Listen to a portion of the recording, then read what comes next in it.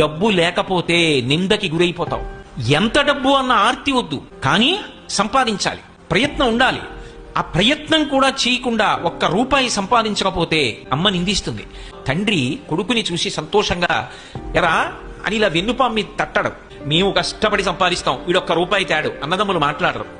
సేవకుడు చెప్పిన పని చేయడు, ఒక్క రూపాయి ఇవ్వలేవు గాని పనులు చెప్తావా అంటాడు. భార్య కూడా ప్రియమార ఆలింగనం చేసుకోదు. అతను చాలా మంచి స్నేహితుడు, కానీ అసమానం కనపడినప్పుడల్లా డబ్బు అడుగుతుంటే ఆయన మాత్రం ఎక్కడి నుంచి తెస్తాడు?